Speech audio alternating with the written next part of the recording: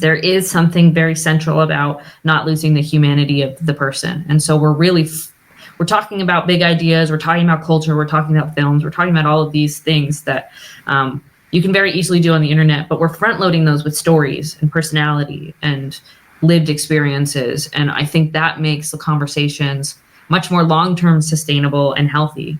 But yeah, also just gets us to the point of what asking all of these questions about big ideas and art and culture is all about, is really trying to understand, how do we live well? How do we understand what it is to be human?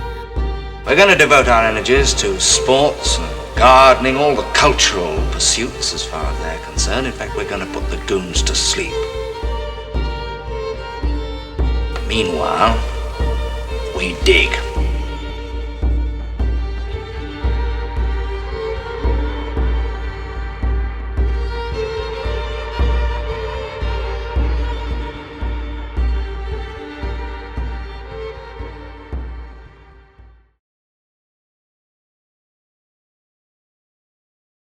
Greetings and welcome to the Anadromist. This is Burn Power, coming to you on a hot but not the hottest day in Tbilisi, Georgia. And Georgia, by the way, is not the one in America. It's the one that's on the border of Asia and Europe, but I think it's in Europe. So, today we have another in our series of Anadromous Dialogues, and we talked to a friend of the channel, Cassidy Van Der Kamp. We've had Cassidy on before. An American who grew up in Arizona, speaking of heat, and is currently, she got married to a Dutchman. She's living in the Netherlands, and she joined the Eastern Orthodox Church, which is not something I put together with the Netherlands. And she has 2 new kids. We'll talk to her about her family life these days. But we're here to talk about an important event that's coming up, and it's important even if you aren't planning on traveling anywhere and coming to the event, because it has to do with getting together on a human physical level, whereas we are just being conned into spending all our time online. And we need IRL friends. We need people who can, we need to not only touch grass, but touch people. So we're going to talk with Cassidy about the Breakwater Festival coming up and how that runs. And we also want to ask for a bit of help from you, and we'll discuss it in the dialogue. Now, before I get too far, I just want to mention that, you can subscribe to this channel if you haven't already, and you can like it, do whatever the algorithm wants you to do. Just do it. And I have a new Patreon, and the link for that, as well as anything else that I mentioned during this dialogue, is down below, and feel free to explore. So let's greet Cassidy from the Netherlands and have an interesting discussion, shall we? We are live. Well, Cassidy, welcome back. This is Cassidy Van Der Kamp, whom I've had on the channel a couple of times in different capacities. Last time we talked a lot about Taylor Swift, and Yes. we'll have to talk about her again, but we'll push that aside for now. If it comes up, it comes up. But What can you do? These things happen swiftly. Yeah. So, anyway, Cassidy is doing something similar to when I first talked with you with Matthias, organizing an event, and it's called Breakwater, which is connected to the whole estuary idea. And the breakwater evidently is the thing that goes out into the water, and the water breaks against it. It's like a jetty out in the water. But one of the things we're also doing here, we're not doing it live right now, but we are putting it in your ear. We're raising money for this event and for others down the road. And hopefully the more we can get for this, what's your current total right now on Indiegogo? Yeah, so the goal is 10,000, and that'll give us enough to give us a little bit of space to make the first payments and just make sure that we have that space to kind of make the festival how we want. At this point, sorry? What do you know what your total is today that you? Yeah, right now we're at 10% of the goal, so 1,086 Okay. And the euros. is So going to be what? the August 31st. Okay, so you have till the end of August, and they really need your help. This is a very good cause. I know I have some people on my channel who are quite gracious in their donations. Mm-hmm. And if you could stop looking at me for a second and look at Cassidy, it's more pleasant to look at, I'm sure. And anyway, I'm putting that in your. We'll come back and talk about it some more as we talk. Cassidy, is it warm there? It was like 38 degrees, which to my mind, 38 sounds like nothing, but 100 degrees is what it is. Sounds like everything.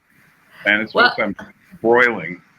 Well, I'm from Arizona, so my sense of heat is not as normal as everyone else's. But you know, it's not cold here. I mean, but I'm in a sweater, so you know, maybe that's I'm giving the wrong sense. You get a similar climate to the UK with lots of gray and cloudy weather. Yeah, especially in the winter. The summer is actually nicer usually, a lot more sun, and we've actually had a pretty cool winter or summer this go round. So it hasn't been too bad, but yeah, it's more humid than where I'm originally from. So I live in the Netherlands now, so it's much different climate. Right. That's the thing here. Was right before we went into this. It's been going on for over a week now. And we're now, today we went from the high yesterday was 38. We had several days of that. And now it's dipped down to a pleasant 36, which is 96.8, like human temperature in real temperature. I love, Fahrenheit is like 100 is too hot. 0 is really too cold. Yeah. 0 Celsius does nothing for me. It's like, okay, great. Some water is having issues. But I want to know about me. So you can keep all the Celsius for science, but for weather, you know, someone once said, Fahrenheit is for humans, Celsius is for water, and Kelvin is for like molecules.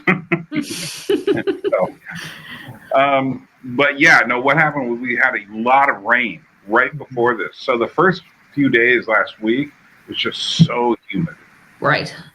And, you know, it's just, that's the thing that I'm not a big fan of. But I lived in New York City for 16 years, and summers there were kind of humid. So, seriously. Yeah, no, like in Arizona, you get to 110, so like 120 sometimes, but it's so dry that it's kind of more preferable than 90 and humid. Well, it turns you into beef jerky. Yeah.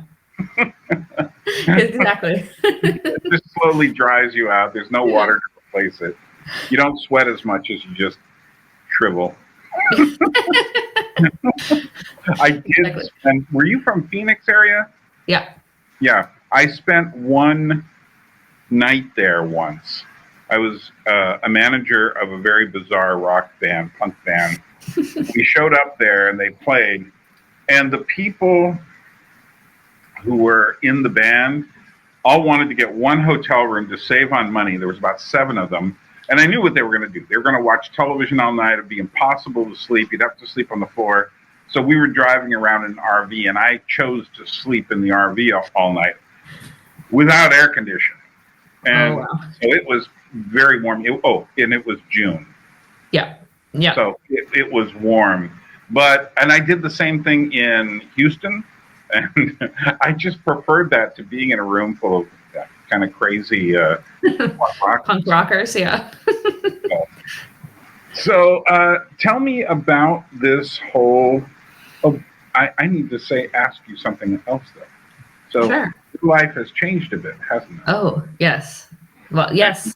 So besides changing the last name to the very Dutch Van Der Kamp, what else has changed? Well, yeah. I'm sure we've talked since. I think our last talk, I had already had one of them, but I now have 2 children, and a husband. So one is almost 2, and then the other is 8 weeks old. So that's very good mathematics. It's nice to have a husband there too, because many people don't. Yeah. Yes. Yes. But it's been a whole whirlwind of life changing, of really going from like within 3 years, going from single, living in America, being an evangelical Christian, to now married, 2 children, Eastern Orthodox, living in the Netherlands. So my whole world has completely changed, and it's been really lovely and good, but also really difficult in this way that's hard to describe, because when I talk about it, it doesn't sound all so hard, but it's. Oh, no. Well, it's like you've got actually another thing going on. You're living in a new environment. I mean, you've visited before, I think, but living, has there been anything that's caused you like, kind of like, who are these Dutch people? You know, it's funny. I actually love the Dutch, and the more that I get to know them, the more I'm like, they seem so, at first glance, they seem so like somber and like serious, and then you stay a while and they realize, oh my goodness, they're crazy people. They go all out in orange and have crazy parties, and it's like it's just fun to watch and expand my senses of the Dutch people. But I mean, for myself, it's like being a 30-something-year-old woman and feeling like a 4-year-old all over again, because I can't order food the way that I used to. And it's getting a lot better now that my language knowledge is getting better. But, at the beginning, it's sort of like, well, I can't, I can barely go to the grocery store. I can't drive. I can't always read all the signs. There's all these things that, you just feel kind of a child in. And that's really difficult. And like, particularly with my religious change as well, I've been a Christian my whole life, but then going to Eastern Orthodoxy, it's sort of like starting over again and feeling like you're way out of your depth. That's difficult in a way that's hard to describe. And getting married, having children, that is serious. Oh, yeah. I think when you get older, you will look back at this period, the last 4 years or so, as some sort of like earthquake in your life, where it's like suddenly everything went, Yeah. But it's sort of like, it's weird because it feels almost more grounded than what I had before, because before I was working in entertainment and was traveling a lot, and I had never lived more than 3 years in one place for the last 10. And then all of a sudden it's like, okay, now I live in this small Dutch city. There's ducks and cows in my backyard. There's all of this sort of slower life. But yeah, in some ways it does feel like sort of like some like earthquake or something changing it, but in a really like slow paced way. It's sort of a paradox, I guess. What's your Eastern Orthodox community like there? Yeah, it's very multicultural. We have Greek people, we have Dutch people, we have Russian people, Ukrainian. Like there's a lot of. What's the what church are you under? So we're in the Russian tradition. I'm not sure which branch. When I was in America, I was OCA, and then I'm not sure which like organization or like structure it's under. Not off the top of my head, anyways. But yeah, so it's sort of the Russian tradition, and that's been nice for me because the melodies are helpful, especially when I was first coming in. I couldn't understand what they were saying, but if I heard the melodies, I could understand where I was in the liturgy. Because we went to a Greek one for a little while, and the melodies were different and the language was foreign, so it was very disembodying. And so at least to have a foreign language, but in a melody that I recognized. And they also do the liturgy in Dutch where I'm at, which is one of the few that they do the liturgy in Dutch. So I'm still learning Dutch, but that was the language I was trying to get up to speed on. So it was nice to have myself hearing that language instead of a whole nother foreign language and making things more confusing. Yeah, here in Georgia, the liturgy is actually in Old Georgian. Oh, wow. So actually, very few people can understand it. Yeah. But they know all the paces, they know all the responses. The other day after my birthday, which was a week and a half or so ago, I went to, the next day, I wanted to go and actually put a few candles up for a prayer. And I got there at 10 in the morning and they were in the middle of the service. I thought, oh, that's cool. And, but it was also when the weather was just starting. It was the second day after the weather had started to get hot. And so there were all these candles in there. I just said, no, I can't do it now because there's too many candles. And but it's a very active world here, and a lot of it is still very, very foreign to me. Yeah. But I get the basic gist of what's going on. Yeah, well, and there's something kind of interesting about the liturgy where it's not necessarily, the point is not to necessarily understand everything that's being said. Because even if you understand the language, there's so much in there, it's hard to catch everything. But there's something bigger going on, so it kind of makes it easier. I think it would be much more difficult to enter church again if I was still Protestant, because you have those long sermons. Right. And maybe it would be helpful for my Dutch, but yeah, for a while there, that would be kind of difficult. Well, yeah, and I think they have a different place for the teaching. What I'm told here by my friends is, like one of my friends here is a ballet dancer, and she is a very faithful Christian, and she'll talk to me about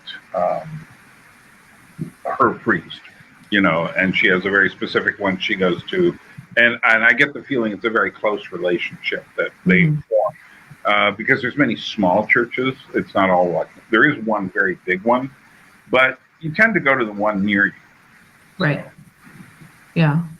Which is nice, because in the Netherlands, there's not really an Orthodox church quite near us. Right. The closest one is Utrecht, but that's about 35 minutes. And then the one that we go to in Amersfoort, it's about 45 minutes, depending on traffic. But it's easier to get to with car and everything. And then, but yeah, it would be nice to have something in your backyard, but we don't have that luxury here in the Netherlands. A little too spread out. So I have fond memories of my trip to Landau and that very ramshackle kind of thing. I mean, that first night it just rained so much, and I felt bad for the people who were like camping out. I know, me too. But then Paul was there, Paul Vanderklay, and you were, of course, were there, and it was a very, I think, congenial experience. Now, you did that one more time after that since then, I believe? We've done it 3 times now. So this will be our 4th. So yeah, for people who don't know, I help organize estuary events here in Europe to help people participate in estuary, listen to speakers, and our hope is really to help in-person local communities grow. For those of my people who may not know exactly what the estuary idea is. Yeah, so estuary is sort of a movement that I would say is started by Paul Vanderklay. He is a Christian Reformed minister in Sacramento, does a lot of commentary videos on culture, Jordan Peterson, lots of different things. But he started this sort of meetup style group where, people from all walks of life can come together and have honest conversations about questions of meaning, sort of big and small. And so, it came out of his own Jordan Peterson meetup group, but eventually it kind of created its own identity. So they have this estuary protocol, sort of a conversation style where it helps to facilitate conversations. And so that's kind of the space we work in. And so there's been lots of these estuary groups that have popped up all over the world, a lot in the US, a lot in Europe as well, though. There's some in the Netherlands, some in Germany, a lot of them in the UK. And so we've been working with different estuary groups in the last 3-4 years to try to help them make in-person events to support the growth of their community. So we've done 3 festivals under 2 different names. The first one was the Bridges of Meaning Festival, which you were one of our lineup speakers, and it was so fun to have you there. And yeah, it definitely was an experience with the rain and a whole host of other things. But right. The last controversial aspect. Yeah, let's not talk about that. I still have nightmares about that. And then the last 2 festivals have been under the name Breakwater, because after the first one, we kind of decided, okay, we named it the Bridges of Meaning Festival because a lot of the movement came out of that Discord, but we realized we don't really actually have an official association with that, except that some of us organizers or admins there. Let's create our own identity and figure out how to. That's one thing that I think a lot of people don't understand. The estuary protocols and in other words, the way in which we open up a conversation and such is not, it's not like a group with a signed charter and you join this thing. And in fact, in different countries, as you're just saying, it works a bit differently. Some of the same principles are involved, but the way in which we open up a conversation and such is not, it's not like a group with a signed charter and you join this thing. And in fact, in different countries, as you're just saying, it works a bit differently. But at the same time, I think it's a place for people to talk together in the flesh, and that's really important because Yeah. people have been separated by, this lovely stuff here. It does bring us together in a way, but at the same time, you're there, I'm here. There's a lot of distance between us, and there's not much one can do to bridge that distance except to meet up with people. Yeah. Yeah, and there's something about that participation of having these conversations side by side where you can live life with each other too, where if there is any sort of crisis situation, there's only so much I can do living, 1,000 miles away from someone. But, if you have that community built up, there's a lot more that we can do in helping each other in those participations. So it's been a real passion of mine to kind of bridge that online conversation, which there's so much good online conversation happening, and I've met so many wonderful people from having these conversations, but that the beauty that comes from grounding those in real life participation is, you can't beat it. And so we're really trying to find ways to continue doing the work that we're doing, helping the estuaries we've already connected with, but potentially reaching other estuaries and helping that become more of a thing throughout Europe, of these online groups where we can meet in person. Well, I did my own weird little thing here called a gathering in Georgia, where I just invited people to come, and that was in 2023 in late October, beginning of November. And I got 6 guys who came here, and they had a great time.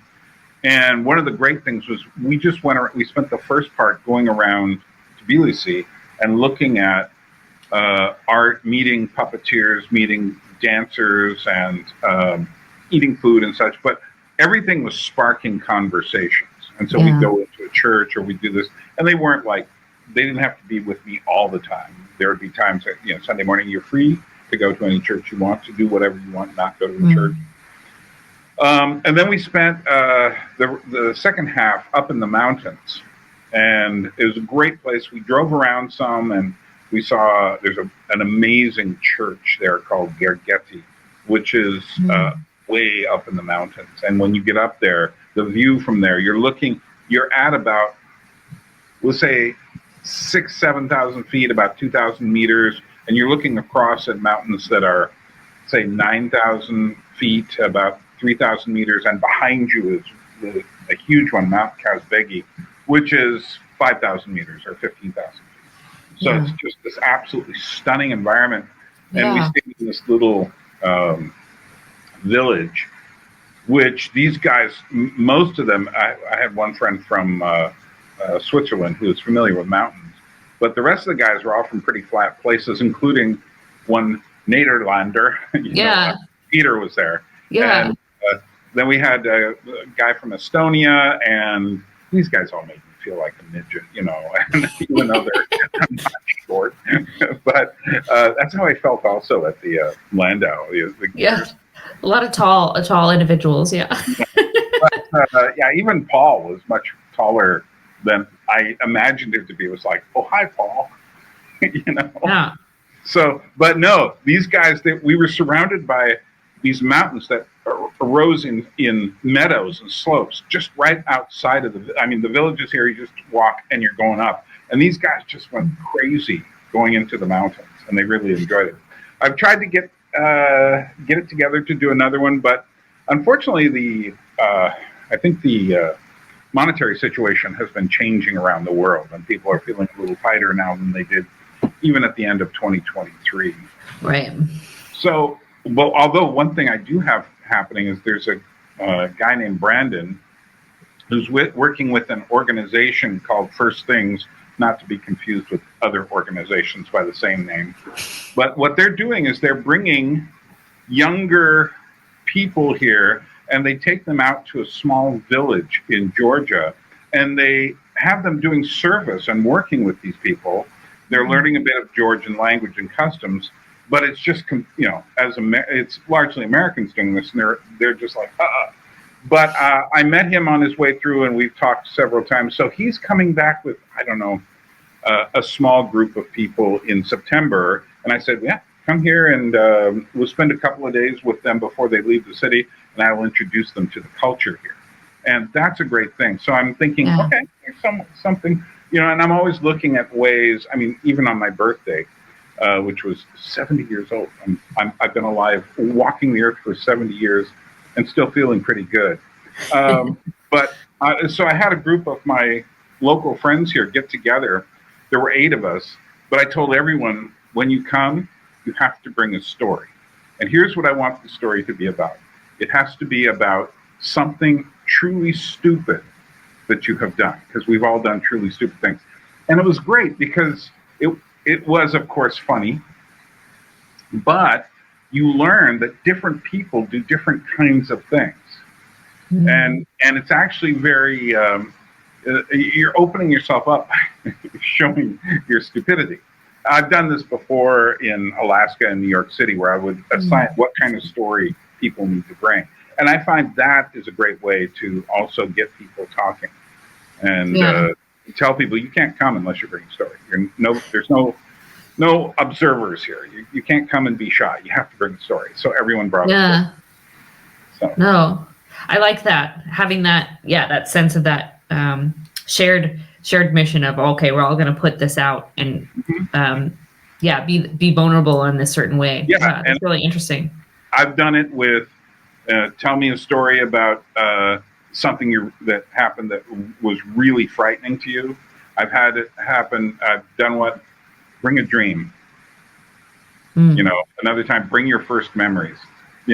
So all of these things are they just open things up, and I think that's what we need, because we've got a generation or two now that are so connected to these weapons of mass distraction that people are losing the ability to communicate, and yet there are ways to open people up. And I think that's what you're trying to do with the Breakwater Festival. So tell us a bit more. Actually, before you tell us a bit more, let me just remind everyone, they need support. They've got until August 31st. This is for the people who weren't here at the beginning. Sometimes people don't pay attention all the way through. I learned this from working in public radio in Alaska. So you just have to keep telling people. But what they need is your support. They're trying to get $10,000 raised on Indiegogo. There will be a link below here. And right now they've got at least 10%. You need to help them get all the way. And I'm talking to my people right now. This might get shared somewhere else, but my people, you need to give. You need to show that you care about dialogue and talking, and because what we're doing, there's a lot of talk these days about AI, and there's a lot of bot kind of YouTube channels now, and you start noticing it's it's really weird. And I'm getting to the point now where I'm going, is that a real human or is that AI? And I notice how quickly they're cut up, and I'm going, that would be kind of an AI-ish thing. Yeah. But what we do is really funky, human. Even our channels are not known for being super professional. And in fact, I think the super professional channels are going to be hurt most by AI, because that's what AI does. It creates these plastic kind of images. It's too good. Whereas no one's going to accuse our channels of being like that. Yeah, it loses the humanity of it. Yeah. When it becomes too professional. So tell us about this year's Breakwater Festival and what your plans are, and this is your chance. Go. Okay. So the next Breakwater Festival is November 7th through the 9th, actually on my birthday weekend. So come celebrate your birthday with me, or celebrate my birthday. Yeah, with me. That's what I said. But yeah, it'll be in Culemborg, the Netherlands. We're holding the event at a event center called the Heldermaanfabriek. How close is that to Amsterdam and the airport and stuff? About an hour. Okay. So Culemborg is very central. So it's about an hour from everywhere in the Netherlands. So an hour from Rotterdam, an hour from Amsterdam. Might be a little bit faster if you're going from the airport on the train, like 40 minutes or so. Just depends. Right. But there'll be instructions. Yeah. The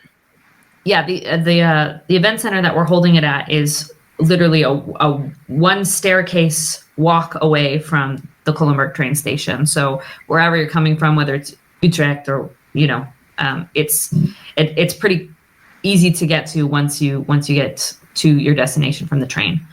And it's arts and cultural event center, a full service event center. In the previous years, we've kind of used community centers and done a lot of the heavy lifting ourselves of cooking and organizing and, set up and everything. But given my situation with 2 children now and some of the other situation with our organizers, we had to take that next step and say, hey, if we're going to continue, at least for this festival, we need a little bit more support. So they're really excited to host us. And I think the space is really good for what we do. They have a lot of spaces for breakout rooms.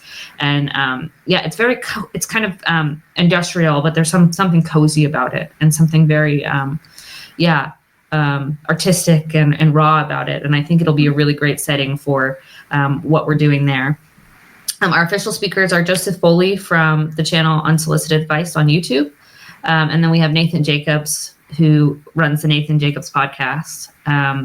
Also been pretty regular on sort of I don't know if you consider yourself part of this little corner area or whatever, but a lot of the channels that are having these smaller conversations, like Paul Vanderklay, who's been there and featured.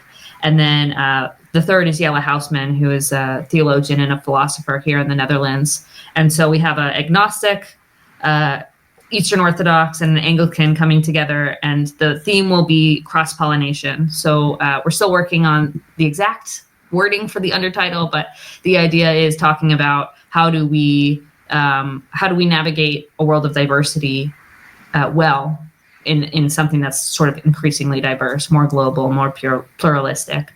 So we're really excited to see what they all bring. They all have really interesting backgrounds, and we had sort of a warm-up call with them to kind of talk about theme and lock everything in, and it was just really lovely to hear them play off each other and see what they had to say about the topic. So I think it'll be a lot of fun. And again, it's our 4th year, so it's been a huge journey. And so any help that you can give us to support the festival being a reality is super helpful. The main perk we have sort of, go ahead. I was just asking, how many days is it? And tell us a little bit about the structure of the event as well. Sure. So it'll be a 3-day festival, so a Friday night and then 2 full days, Saturday and Sunday. And then we'll have a little after party as well. But that's not for the full schedule. Not everybody has to attend, but there is an option for that if you want to be a part of that as well. And the structure is sort of a mix of different things.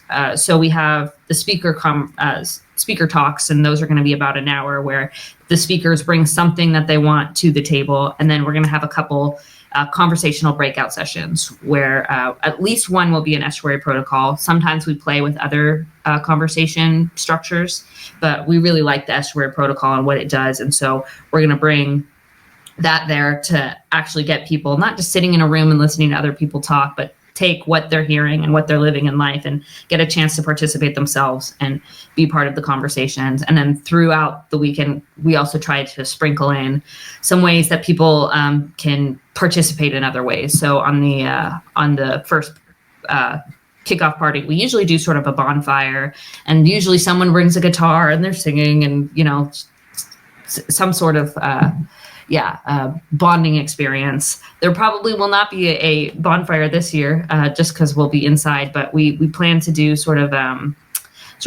have a little board game retreat section, and then just have places where people can talk and meet. And we always start off Friday night with that kickoff party, because we want people to have that place to meet each other and recognize everything we're doing is for that community participation. So having that chance to participate in these ways is really cool. And when will this be? November 7th through the 9th. Okay. So Friday, November 7th will be the kickoff party. And then Saturday we'll have that full day schedule. And then Saturday night, we're still working on details, but our plan is to do a community film screening where people from the Dutch community and sort of the broader estuary community can bring some of their the films that they've made and give them a chance to talk about that. And we always try to incorporate art somehow within the festivals, because it just, I don't know, I'm an artist. Matthias, one of our other organizers, used to be punk rocker. We like to be able to bring that artistic space there too, as another way of participating. Well, not this year, but maybe the next year.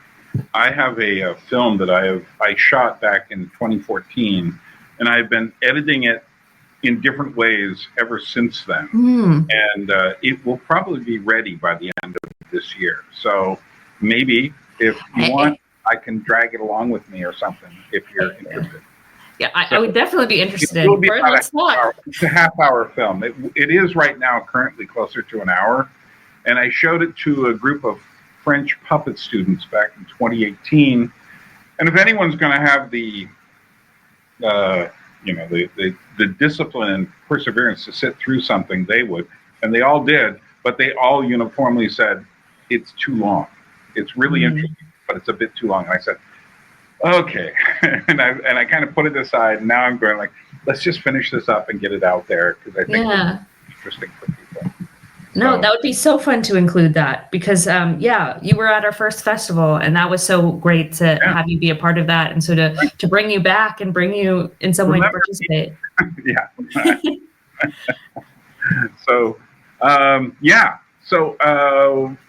Well, the thing I keep thinking about conversation, one of the things I've thought about conversation a lot with, and I've got a video that I'm thinking of doing here about the difference between the way women shop and the way men shop. Or actually, it's like women shop, men buy. And that is, shopping is a much more total activity that requires comparison and lots of stuff. Right. But we have these big malls here, and I walk through them, I go like, there is almost nowhere here for men to go.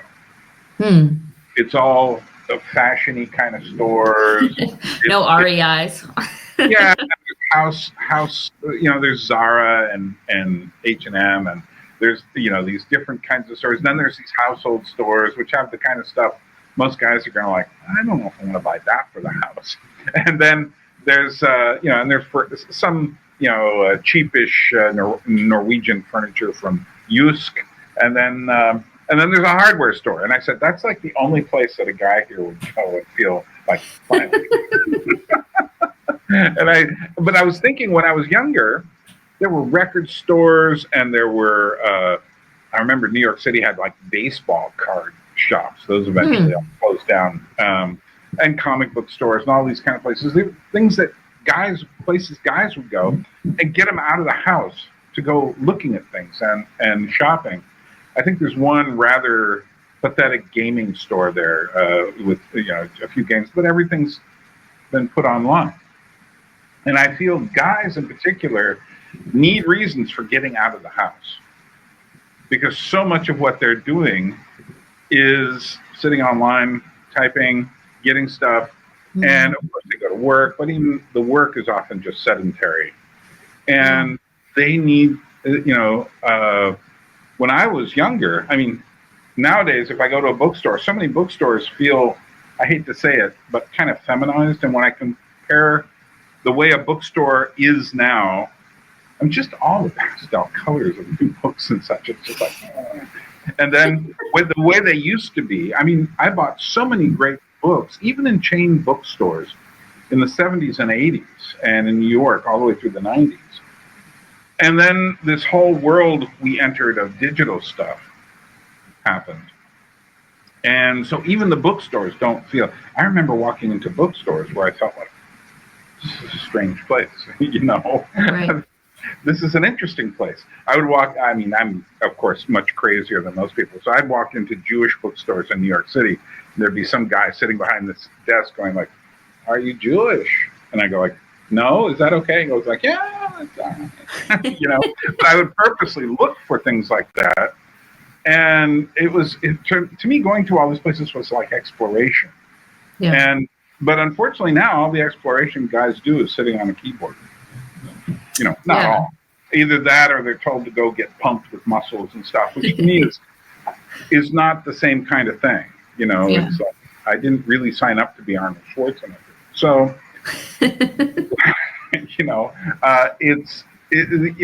And I've been thinking about the whole question of what it means to be a man and all these things. And one of the things, though, that men definitely need to do is get out of the house and need to talk to people. And this is why this sort of event is so important, because they need to just get out, go.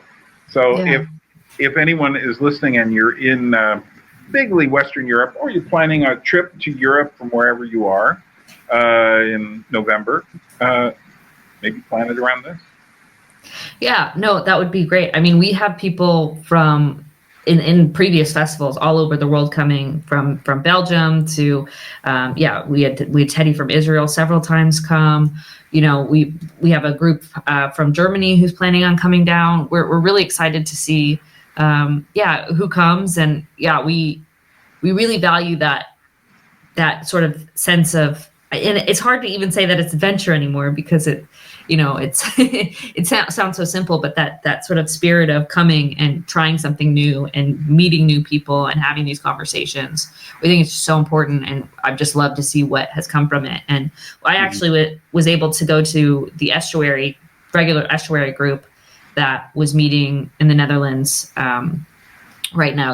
They had their every first Thursday of the month they do a meeting in Utrecht, and I'm not usually able to go because of the babies, but with my husband having a little time off from the maternity leave, I was able to take a little time off and go, and it was just lovely to see these guys coming together in these conversations. And we had a lovely conversation about AI and how that's affecting things, and how do we live locally in a world that's continually more global, more online. And it's just so beautiful. And I think that at the core is what we're trying to help at least facilitate, is how do we get these people interested in meeting up and having this community in person, and not just going to the online world to have these big conversations, because it's so easy to do.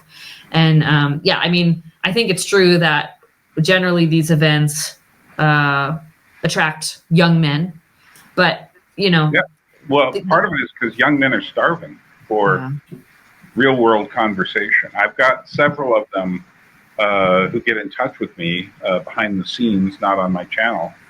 And one thing I've decided is like, okay, maybe I should do some tutoring here, online tutoring, because these guys really need their connection to stronger masculine figures just simply is very weak. You need something. I do have a strange idea. I've been wanting to get Paul here, and of course everyone wants to get Paul there and whatnot. But I was thinking, like, okay, here's what I want to do. Not in the summer, not this summer, obviously, not next summer, but maybe sometime later in the year next year. Maybe we can coordinate this in some way and get sightings.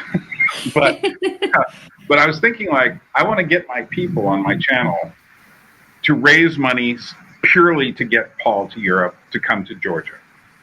And because I just want, and not as a specific thing, it's not a meeting, but rather I want Paul's mind to be blown. And I think this would do it, in a very interesting sort of way. So I want to take him to, whether it's the Orthodox churches here or the art, or to see the kind of cultural stuff that is so much a part of my life. And later in the fall is the best time for that. And take him into the mountains as well before the snows come. And so it's just I'm germinating this thought right now. I don't know if I'll be able to do it, but it's a thought, because I want people from different places. I want people to come here, but I also want Paul to be connected physically here, so that he has it in his mind. So then when he goes back, he'll always have this thing in his mind, Yeah. Well, it's such a different thing to be physically present somewhere. It's so easy right now to go online and Google search images of any place in the world, but there's such a difference in being there, and the sort of how would you say it? Yeah, just the impression it makes on your body and your being. Like there's nothing that can compare to it. Actually, I think what I would do if Paul got here is I would have a philosophical sutra. I have a friend who's a philosophy professor, and he has friends who are philosophers. They all speak English, and just throw Paul into this Georgian spread, just massive amounts of food, and raise money for that. But because it's just it's the kind of thing I know what his life is like in Sacramento. I grew up in California, and he does the Paul things, of course, which involves the church and the guys who camp out on the streets, and of course the meetups and all that. But I wanted to see something radically different, and so it's just my thought. So yeah, no, I think that would be really cool. I think the first time he came to Europe was for our festival. I'm sure that there was. Since then, I think it's kind of given him the bug to try and see new places. Yeah, so that would be cool if you could get him out there. Well, being a kind of professional cultural traveler through Europe myself, when I saw Paul there, and I saw, everyone wants to talk to Paul and all this, I said, and I had a conversation with him on my channel about him going to Florence last year. And I went there actually this year for the first time. But I was sitting there going like, yeah, you're only there for a day or so.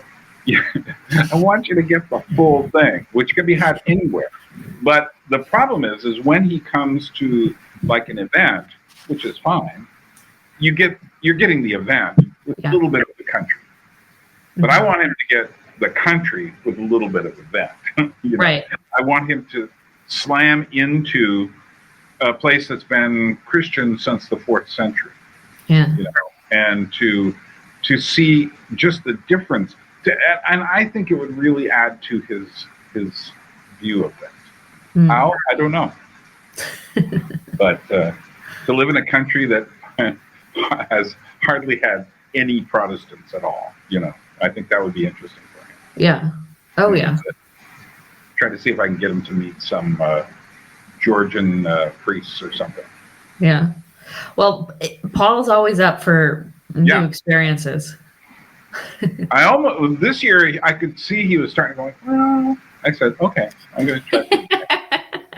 You'll wear him down. You'll get him. Exactly. No. Okay. Anything else we need to know? Well, I guess I can just kind of talk about some of the perks and how it's all broken down with the festival. Or the crowdfunding campaign. So our main perk is just festival tickets. We're doing pre-sale tickets. And at this point, until the end of August, we're selling them at cost. One, to help us raise those early funds, but also two, for people who want to participate, trying to give you that opportunity at the lowest price possible. And so that's if you're really interested in coming to the events, securing those tickets now is the best time. Outside of that, we do have some other experiences that are add-ons to the festival, such as the after party, a speaker dinner, and then there's also retreat style accommodations that we have where we'll be organizing stay at a vacation property fairly close to the venue, and we'll have sort of that community camp out participation with other people who are going to the festival. So if you want to support other ways, there's ways you can take those opportunities, but outside of that, there's just places where people can donate, because we know that there are probably people who want to see what we're doing succeed but can't make it to the festival. So we're really grateful for any sort of support. We've only made it this far from the support of the people who see what we're doing and want to make that available to other people. So we're really grateful. With the last couple of events, how was your financial situation? We basically broke even. These things are really expensive events. If you don't know, they're really expensive, but we were able to do them. Pretty on shoestring budgets, pretty volunteer heavy. And so we haven't lost any money, but we maybe have lost a little bit of money, but not much to make it hurt. But at this point, it's sort of like, we're working on trying to figure out how we can make it more sustainable so that, we can make it easier on all of the people who have been putting a lot of their volunteer efforts into this stuff. So in 2026, we have plans to do several more events, another festival, but we're also starting something called the Breakwater Exchange. And we've already actually done one in Germany, but basically they're one-day events similar to the festival where we bring speakers together and we participate in estuary, but we're partnering with local estuaries to do them for the local communities in the local language. So in Germany, we did it in German. In the Netherlands, we do it in Dutch, and so on and so forth. So we have hopes to do 3 of those next year plus another festival. And then we're also looking to introduce something called the Breakwater Boot Camp, which are online interactive events that will help people, who can't come to our in-person events, have a chance to participate in estuary and kind of, grow deeper in some of these areas of the meeting space. I can't go too deep into exactly what those will be now, but they're all in development. They're all in plans. We want to do it and see it be a success, but we kind of got to hit this first goal first and make sure this festival is a success. So, Right. we'd really appreciate that support to see, hey, this is actually really wanted in Europe and sort of globally. And I think it's just so needed. So I'm really hopeful, but it's always, it's always a little scary to put something out and put the efforts in it. It is. But, we have a lot of hopes and we really believe in what we're doing because we've just seen the fruits of what has happened, how some of the people who've come to our previous festivals feel supported and have the courage to start, try to build more meaningful lives. That's amazing to see. And we just want to keep doing it. It's been the most, I don't get paid for what I do, but it's been the most fulfilling work that I've ever done in my life. So if I can find a way to keep doing it, I'd like to. That would be good. That would be. Well, my feeling is we talk about estuary, talk about breakwater and these different words. For me, this is all under the heading of a return to reality. Yeah. That is to say that we've become where our lives are lived so abstractly now. Yeah. And I think, like nutrition, we need the human touch. We need the presence of each other. And this is good. I'm glad to see you again. Yeah. But it's not the same as being, I have fortunately met you. And so Yes. I have an idea who Cassidy is. It's just an idea. I don't know you that well. But the thing is, you don't really get, it's like what I was saying about Paul. I had one idea and then I met Paul and I was like, hi, Paul. Yeah. I'm 6 feet tall and Paul is like huge. But the funny thing about that, there were guys bigger than Paul there. And I'm sitting like, what are all these Dutch and Estonians? What's going on here? But it's that kind of thing that makes it so interesting is to, I'm sure when people meet me, they go, oh, he's bigger than we thought. I go like, yeah, well, that's just life, and I mean, one of the things I love doing is bringing people up to my place here and they see all this stuff on the shelves and suddenly they're all like, and I say, yeah, and I'm willing to talk about any of it anytime, so it's like, let's talk. Because to me, that's what's interesting. And that's personally what's always been interesting to me is the conversation. Yeah. And because that's where you can find out who people are, what they need, where they are in their lives, and introduce them. I love introducing people to cultural things and art and movies and all sorts of stuff like that. And a lot of that just takes time and place. So I have I've had friends coming over. Summer is like winter in Alaska here. It's like everyone just goes away because it's too hot. But we're heading towards September, and in September everything gets normal again, normal-ish. And then by October, it's. I tell the Georgians, it's like, because before I was here, I've been here 6 years. Before I was here, I was in Alaska, and I said, see, you guys live for these 2-3 months in the summer, and you bundle up your kids in the winter when it's not really that cold, like they're little Goodyear blimps, they're little Goodyear Michelin Tiremen or something like that. And I say, in Alaska, we lived as if winter was the main month, and we got a little time off in the summer. And I said, what it means, though, is then you don't act precious around your children. You don't have to, you let them experience more of the cold. The local kids could go swimming in the water when it's 70 degrees outside, about 20 or so Celsius, and they were fine. A kid from outside of the area would and did. There's some sad stories here. Have problems in that same water. Right. So you get all connected. You get a certain kind of habituation. You adjust. You habituate. Not habituate, acclimatize yourself to where you are. But it's the same is true for real life. So, I've had people coming over here, and we've just been watching a movie. And one of my statements recently has been, I think the most interesting movies right now are horror films, which a lot of people are like, oh. But what I do is I've invited people over here.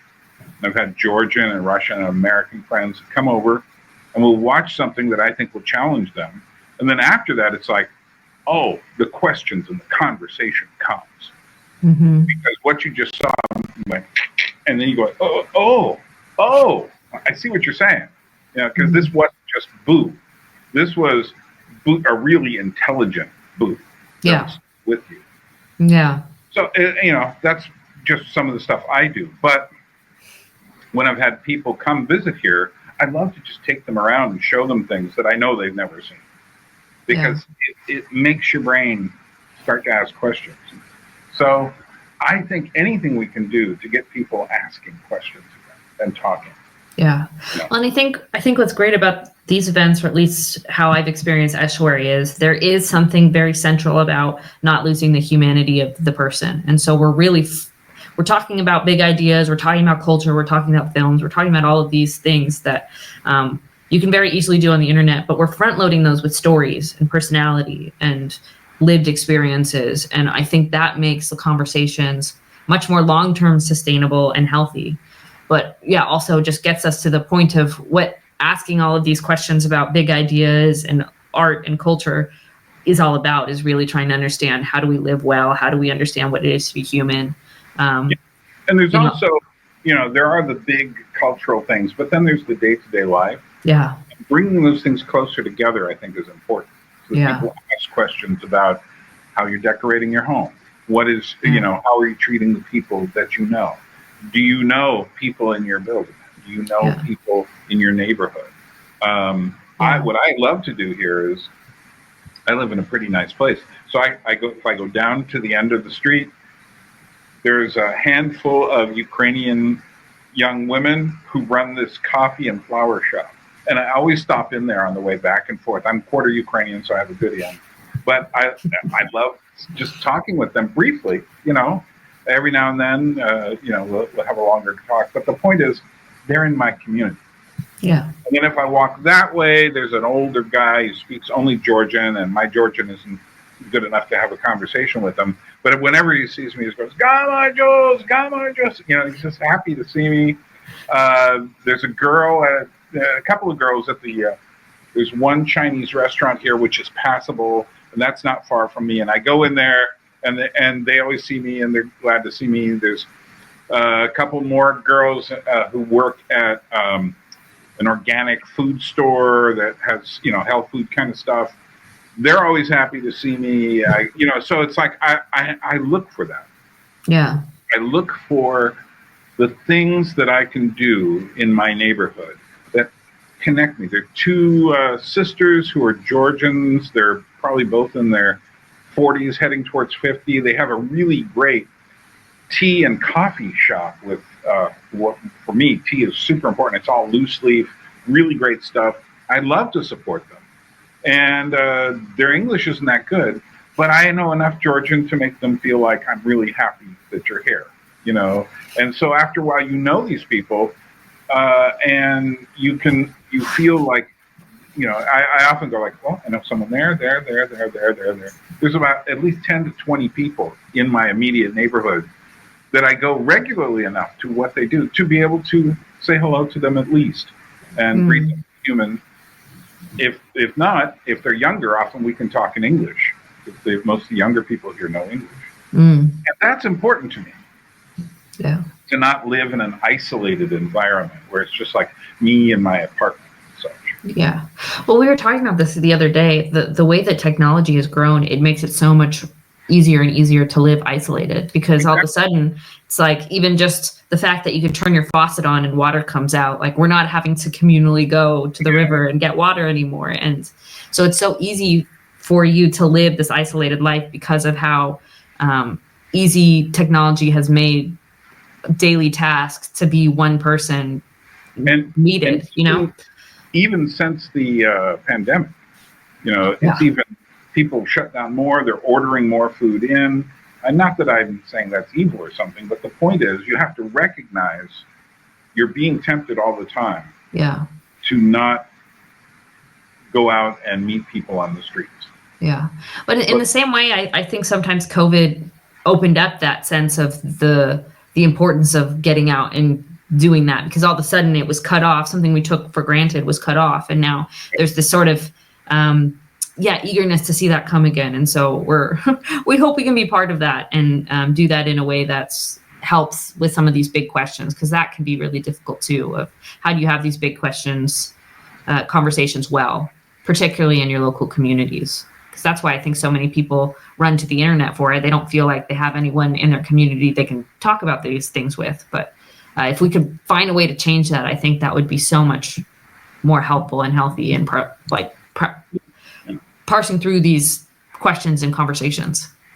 Mm-hmm. Yeah, I think so. And it's a battle, because we're all tempted to be addicted to the phone. We're all tempted to be addicted to the screen. I'm certainly not exempt from this myself. Yeah. So we're all fighting this. And so we have to have each other.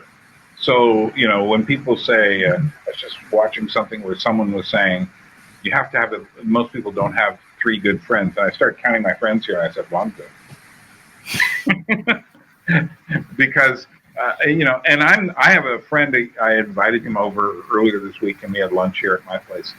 And this guy is much more, he's like a real extrovert when it comes to meeting people. He knows all these people. He's an American guy. He's been here for almost as long as I have. And, but we were talking, and, and he says, yeah, you're harder to get out of the house. And he says, yeah, it's because I got a lot of stuff to do, videos and everything. But I actually do get out, and I have friends, and I invite them here, and I'll go meet them there or whatever.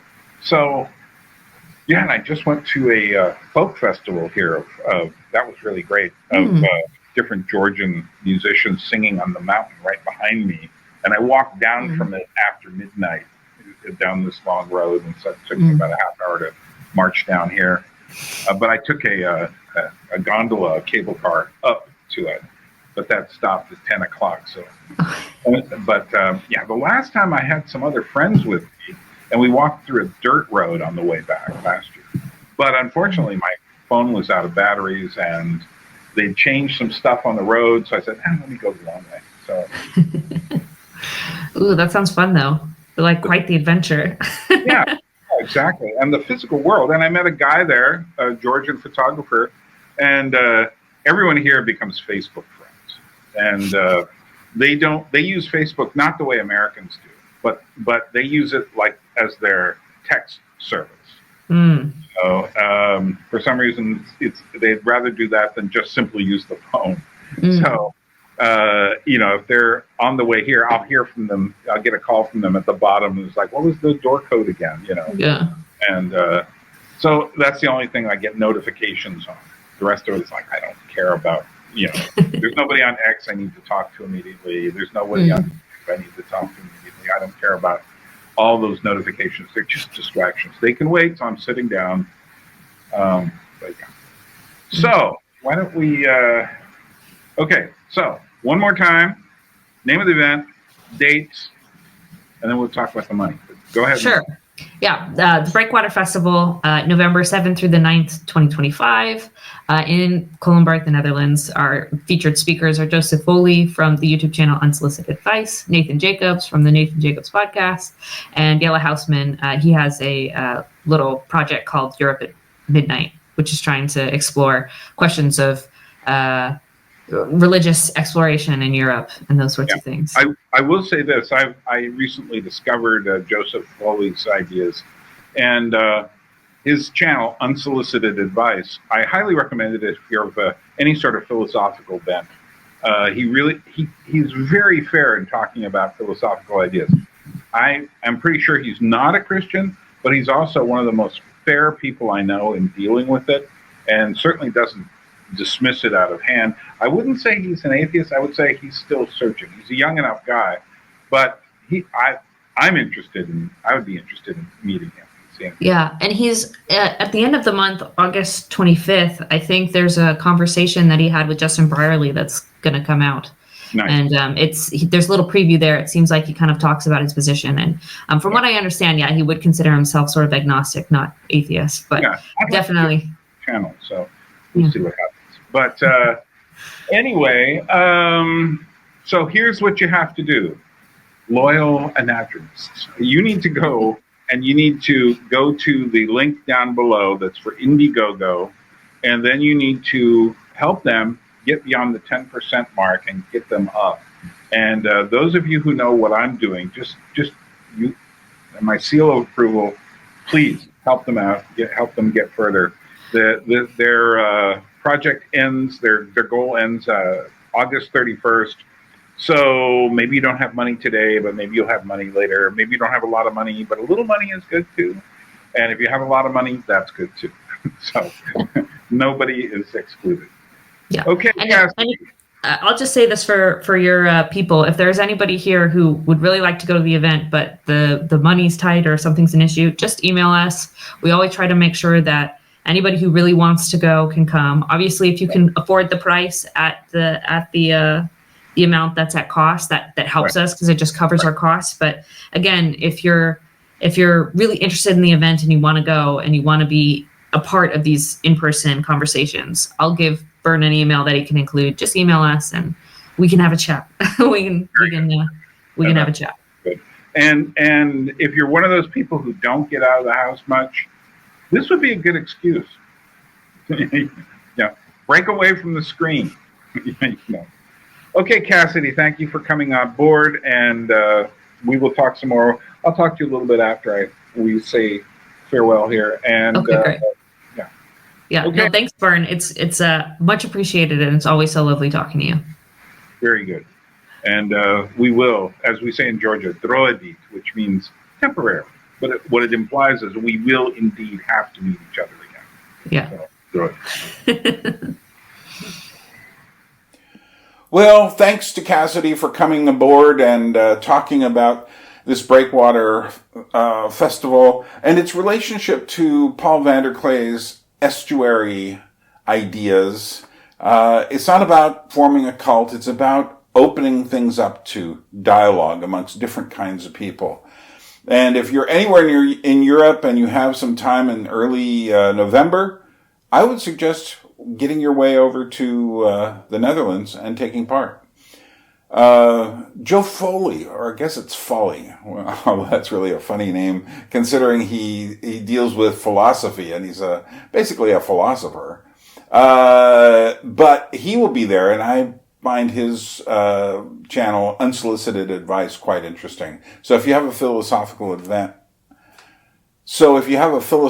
bent, go over there and check out his channel. Well, I'm going to say what I often say, besides saying check out my Patreon, and hey, I still have books left of my 3 weird puppet plays, and for $25 you can get that. Links down below. But check out the Patreon, do that, and let me just say from Georgia, Nakwamdis, which is obviously goodbye, and droebi, which literally just means the word temporarily. But when you say it to someone when you leave, it means I'll just be gone a little while and we will indeed meet again. It's kind of like a promise to meet up again, and that's what we're going to do here, aren't we? A people without history is not redeemed from time. For history is a pattern of timeless moments.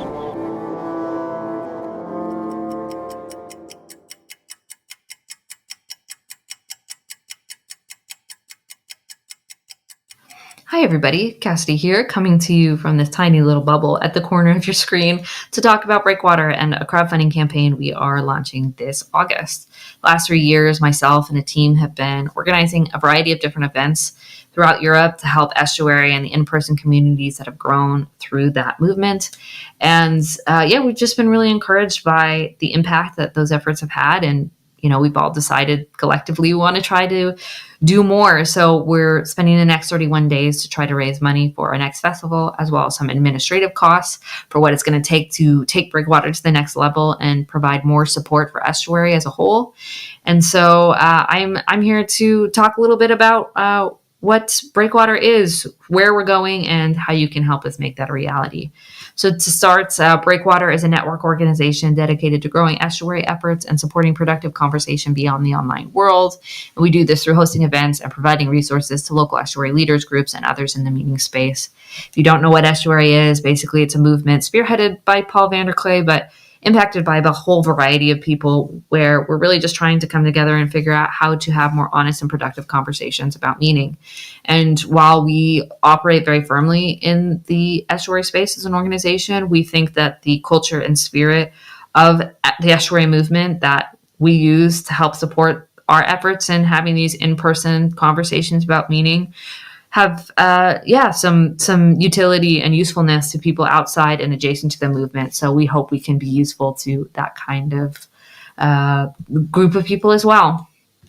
While we are primarily focused in helping support in-person estuary participation and establishing those in-person estuaries, we're dedicated to doing this with an embrace of a hybrid model of estuary, where we are leveraging the online participation of estuary and the online world that has been fueling the estuary movement to help grow and ground the local participation. We're very thankful for what the online world has done for estuary and its growth, but we really strongly believe that unless we can find a way to ground it in local participation, it's not going to be sustainable long term. So we hope we can kind of bridge that gap between the online and offline world and create something a little more healthy for people trying to navigate meaning questions and how to make sense of the crazy world we live in. And we want to do this primarily in three distinct ways. First is our in-person events. Second is virtual events. And third is online resources. And we're currently looking to jumpstart those ways of participating with three distinct